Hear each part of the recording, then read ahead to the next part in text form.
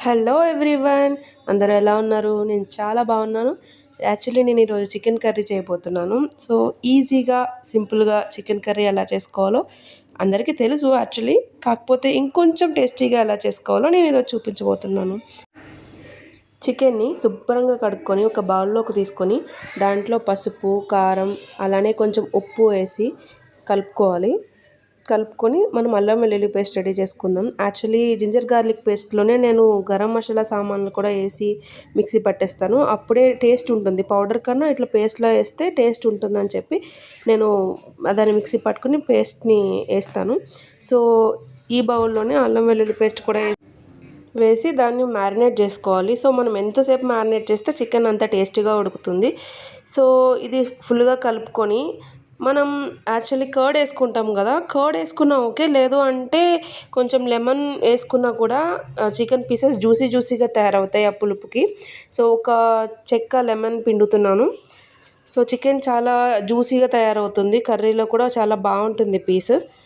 So after that onions, పచ్చిమిర్చి cut చేసుకున్నాను. Onions, పచ్చిమిర్చి ఓన్లీ చికెన్ కర్రీకి ఎక్కువ ఇంగ్రీడియంట్స్ అవసరం ఉండదు కదా. సో ఆనియన్స్, పచ్చిమిర్చి అవి కట్ చేసుకొని వాటర్లో వేసుకున్నాను.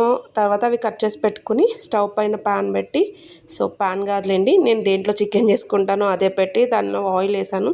సో యాక్చువల్లీ నాన్ వెజ్ కర్రీకి ఆయిల్ ఎక్కువ పడుతుంది కదా. సో ఆయిల్ వేసి దాంట్లో పచ్చిమిర్చి, ఉల్లిపాయ వేసి ఫ్రై చేశాను. సో ఎక్కువ టైం తీసుకుంటుందండి, ఎక్కువ ఆనియన్ ముక్కలు ఉన్నాయి కాబట్టి. సో కొంచెం ఎక్కువ టైం తీసుకున్నది. సో అవి బాగా ఫ్రై చేసి, అవి తొందరగా ఫ్రై అవ్వాలంటే కొంచెం సాల్ట్ వేస్తాం కదా. సో సాల్ట్ వేసి కొంచెం ఆనియన్స్ ఫ్రై చేశాను. సో మీలో చికెన్ ఎంతమందికి ఇష్టం?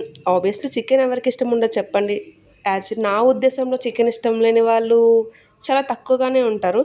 సో నాకు కూడా చికెన్ చాలా ఫేవరెట్. సో వీక్లీ వన్స్ అయినా చికెన్ కంపల్సరీ ఉండాలి. సో నేను చికెన్ ఎక్కువ వండుతాను.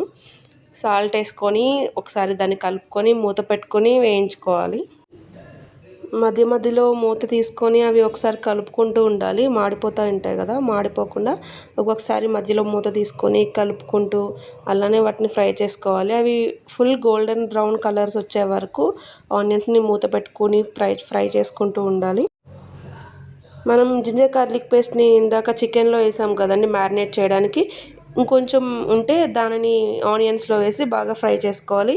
అప్పుడు కర్రీ టేస్ట్ బాగుంటుంది. చూడండి, నేను జింజర్ గార్లిక్ పేస్ట్ కూడా వేసి ఫ్రై చేశాను. రెండు బాగా ఫ్రై అయిపోయాయి. తర్వాత దీనిలోకి చికెన్ని ట్రాన్స్ఫర్ చేసుకోవాలి. బాగా కలుపుకొని చికెన్ని దీంట్లోకి ట్రాన్స్ఫర్ చేశాను. చికెన్ వండడం చాలా ఈజీ రెసిపీ అండి.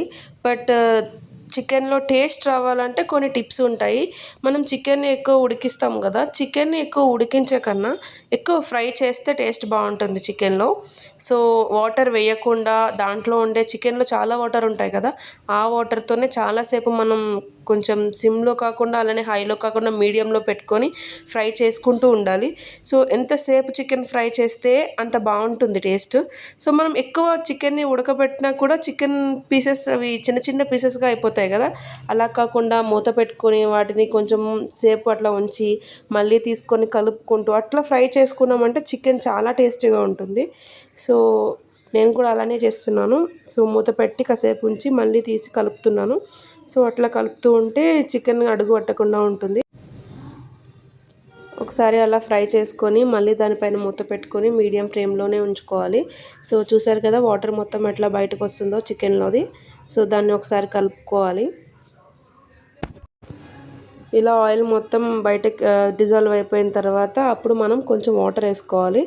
సో కొంచెం ఎంత మనకి గ్రేవీ కావాలనుకుంటే అంత వాటర్ వేసుకొని దాన్ని ఒకసారి కలుపుకోవాలి.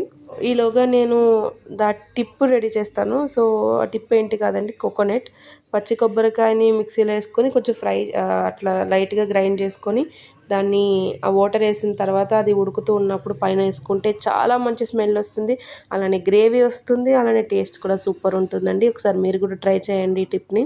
సో చికెన్లో పచ్చి కొబ్బరి వేస్తే చాలా బాగుంటుంది. సో నేను అది పచ్చి కొబ్బరి వేసుకున్నాను, అలానే కొత్తిమీర కూడా వేసాను. సో మన కర్రీ రెడీ అయిపోయిందండి ఆల్మోస్ట్. చూసారా ఆయిల్ పైకి తేలింది.